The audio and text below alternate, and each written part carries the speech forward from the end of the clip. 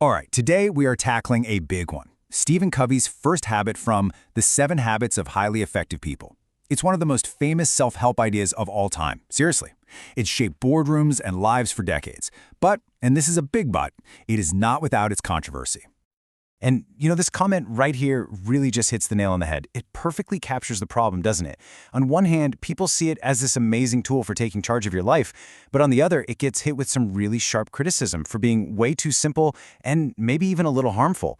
It's this weird mix of being incredibly popular and, honestly, deeply controversial. So here's how we're going to break it down. First, we'll get into the core idea itself. Then, we're going to dive into the big criticisms, the pushback, and finally, we'll try to find a balanced, reasonable way to look at this habit today. Okay, first things first. Let's just set the stage a little bit. Why does this one single habit, from what is one of the best-selling business books ever, get such strong reactions from people? So the whole idea behind the book was this shift away from what Covey called the personality ethic. Stuff like your public image, quick fix tips and tricks. Instead, he pushed for what he called the character ethic, and that means aligning yourself with these timeless principles, things like integrity, patience. You can totally see why this became huge in the corporate world, right? It promises this solid, stable foundation for success. And the very first step, the number one habit on this path, is to be proactive. Okay, so let's get into the nitty-gritty here. What did Covey actually mean by being proactive? Because it's a lot more than just, taking initiative.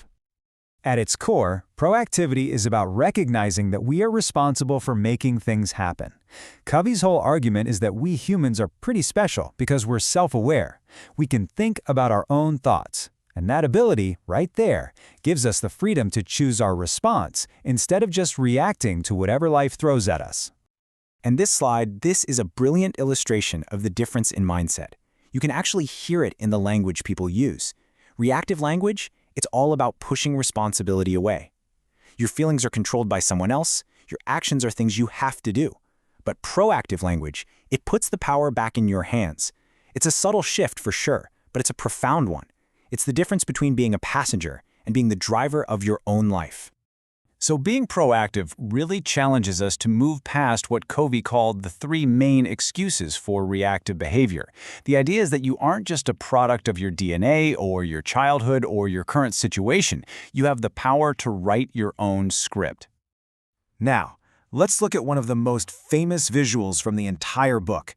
It's a really practical way to think about applying this whole mindset, the 2 circles. Okay, so first, you have the circle of concern. Think of it as this big circle that contains everything that worries you or stresses you out, but that you have little to no actual control over. Covey says reactive people, they spend most of their energy right here, in this circle. But then, inside that big circle, you've got this smaller one. This is your circle of influence, and this contains the things you can actually do something about. Proactive people, they focus their energy here, because this is where they can actually make a difference. And here's the kicker. This is the really crucial point. By working on the things you can control, your own habits, developing your skills, your attitude, you build competence, you build trust. And that positive energy actually makes your circle of influence grow, which means you gradually start having more sway over things that used to be only in your circle of concern. But, and this is a big but, this is exactly where the idea starts to get really complicated. Because while tons of people find this whole framework empowering, a lot of critics argue that it's not just simplistic, it's actually harmful. And yeah, this comment just lays it all out there, doesn't it? It gets right to the heart of the opposition. That this habit places an unfair and sometimes impossible burden of responsibility on people. It kind of implies that if you're in a bad situation, well, it's ultimately your fault for not just choosing a better response. And some critics take it even further. They've drawn parallels between this underlying logic and the kind of ideologies you see in really manipulative, high-control groups. The argument is that this total responsibility mindset can get twisted to deny the reality of abuse, placing all the blame squarely on the victim. So the main pushback is this.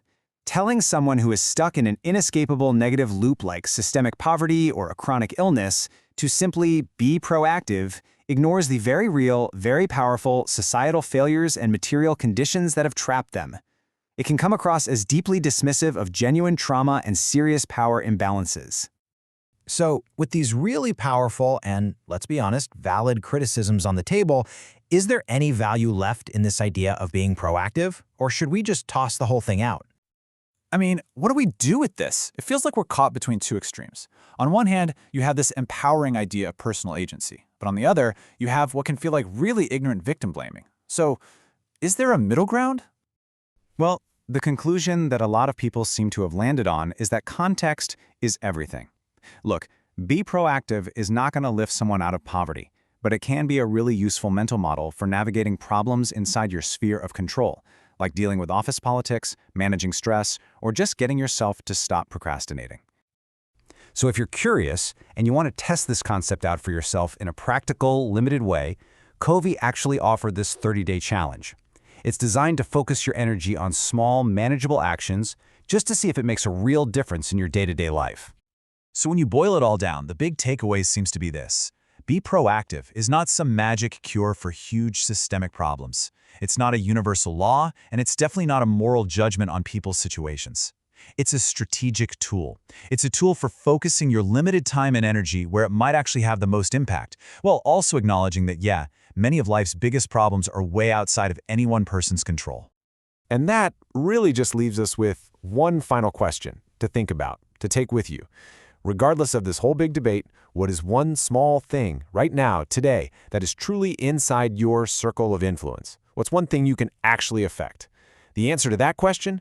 Well, that might be the most practical use of this entire idea.